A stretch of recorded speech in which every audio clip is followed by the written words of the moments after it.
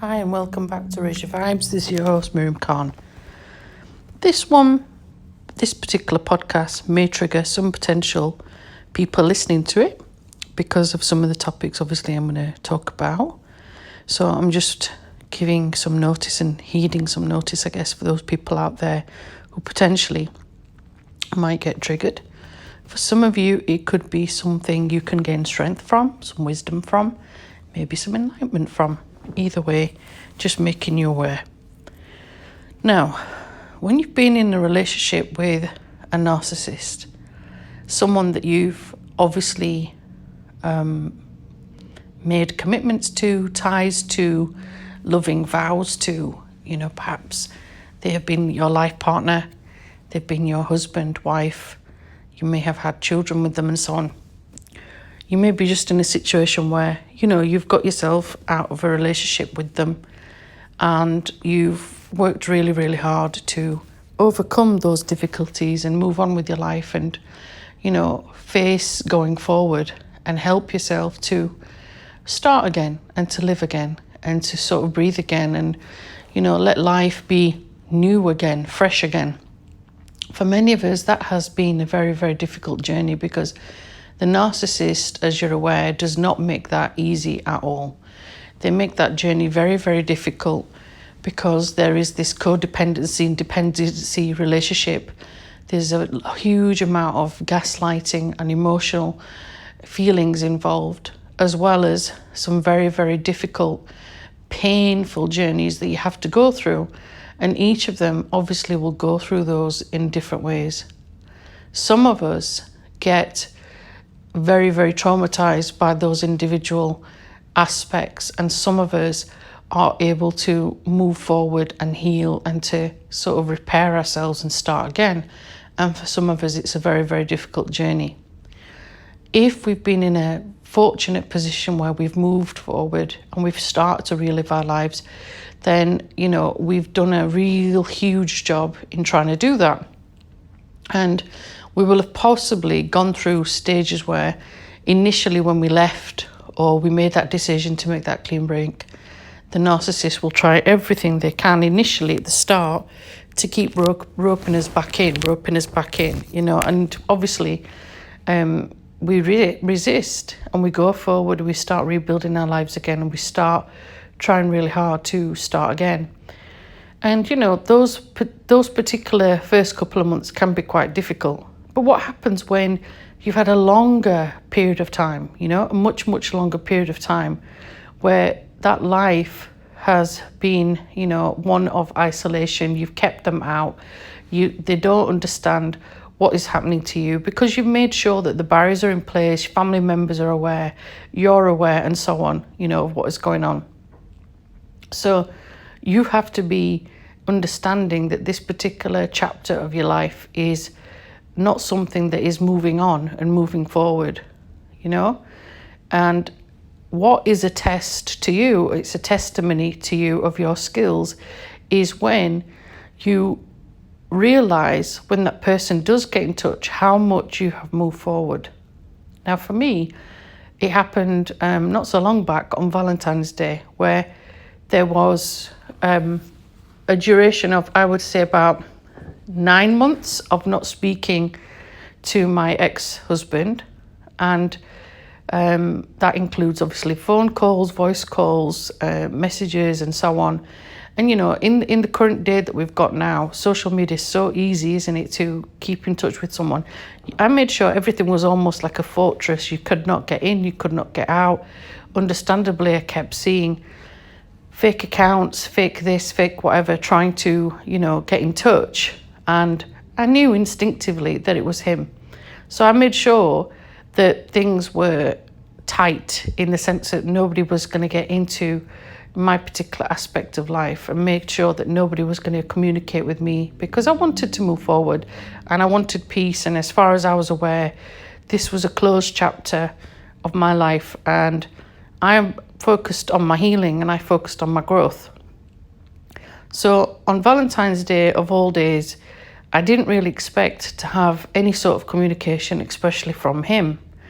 And lo and behold, it came, And it was the same rubbish that I guess some of us are used to, but you sort of see it as rubbish now when you more or less have stepped back.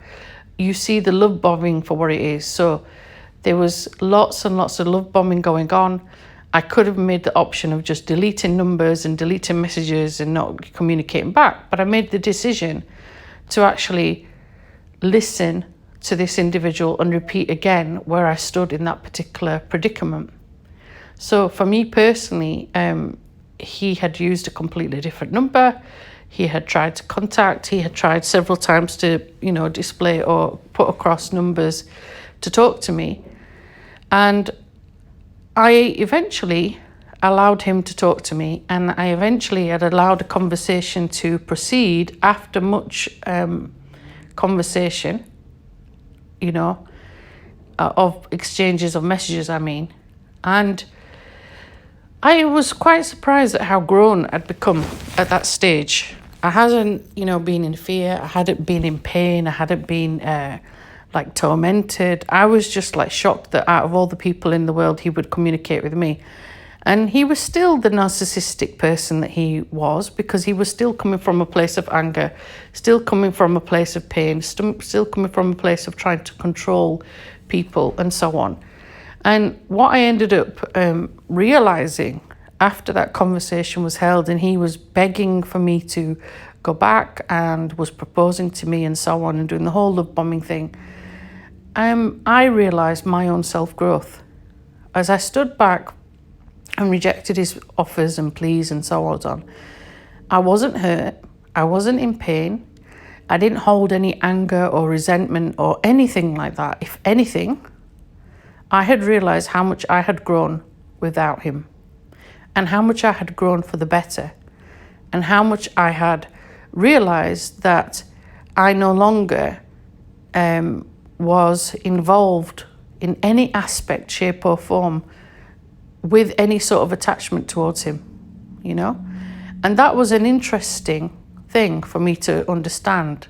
And it was an interesting thing for me to be aware of as well, And some of us can be very, very scared of even having remote contact with our ex-narcissist. And that's fine. Some of us have got to the point where we have restraining orders. It's very, very difficult.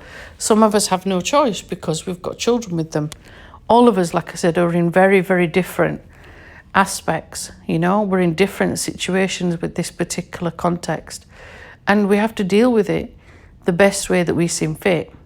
But the point that I'm making is seeing your growth, seeing your understanding, seeing how much that person has not hardened your heart, but has allowed you to grow independently and has allowed you to grow willingly and with freedom, And that's the aspect that we don't often realize. We don't often see that we've grown and we've outgrown them, And that narcissist is also, in a way, doing almost like a check.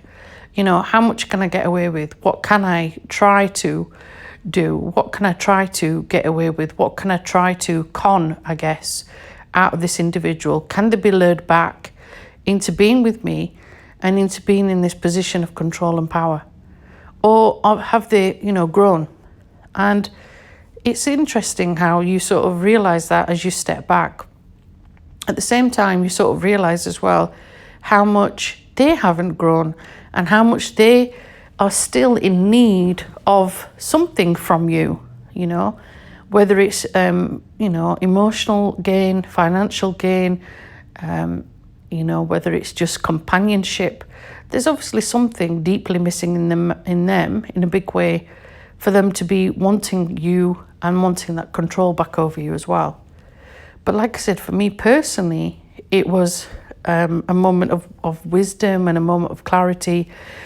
But also, like I said, when I realized that there was no ill feelings towards that person, there was no disharmony, there was no anger, anything like that, negative wise, there wasn't anything. If anything, there was just this understanding that they were a different person to what I needed in my life right now, and I had outgrown them.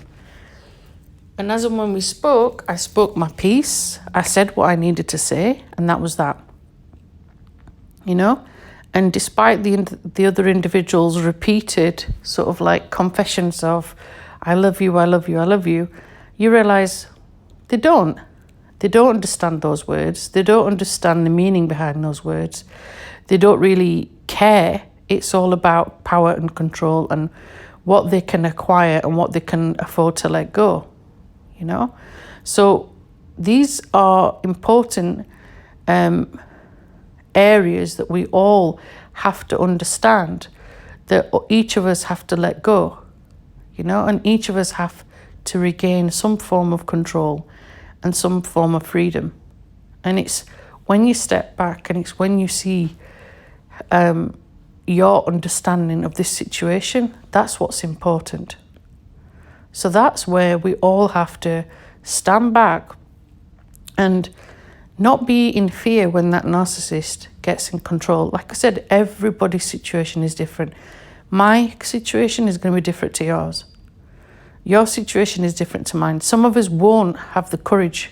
Some of us will be in fear. Some of us might be in fear of our lives, for example. That's a legitimate thing.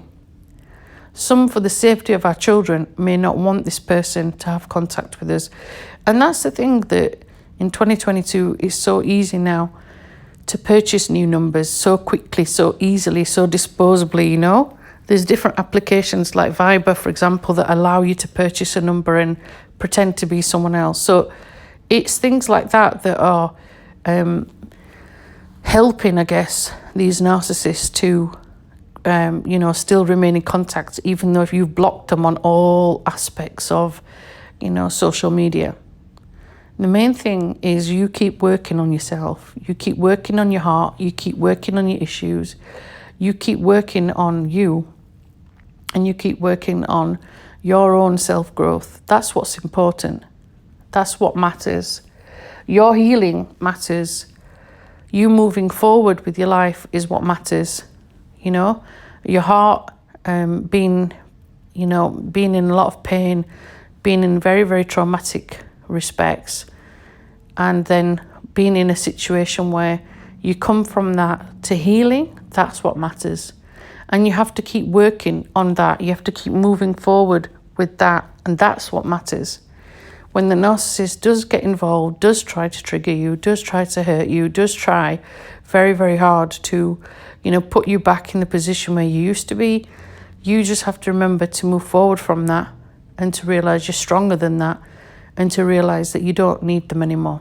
What you need is you, you know? That's the main thing. It's very easy to go back to square one. It's very easy to be pulled back to their petty squabbles, their gaslighting, their love bombing. It is very easy because these narcissists are very good at being manipulators. They're very good at triggering people. They're very good at transforming and, you know, pretending to be something that they're not. They think that what they're offering you is what you wanted, but actually it's not, it's a mirage. And that's where you do the growing up, when you realise that this is not what you wanted. You just want to be you just want to be free, that's what matters. Your personal freedom, your personal mental health, your own sanity and, you know, calmness around you, that's what matters. So don't let that narcissist take that away. Like I said, all of us will have different aspects of this. And for me personally, it was a moment of big clarity and big growing up that I had done in that time we'd been apart. So wherever you are in your particular journey, just bear that in mind. As and when they do get in touch, do what you feel is right for you. You know, if you feel it's right to talk to them and you feel that you're ready to talk to them, do so. If you feel you're ready to move forward. And if not, keep blocking. Keep, you know, if you have to go to the police and report, you know, harassment, do so. Do what's right for you. Each of us will do what's right for us. Take care on your healing journey. Take care on moving forward. And take care with your heart. This has been Miriam Khan at Raise Your Vibes. Bye for now.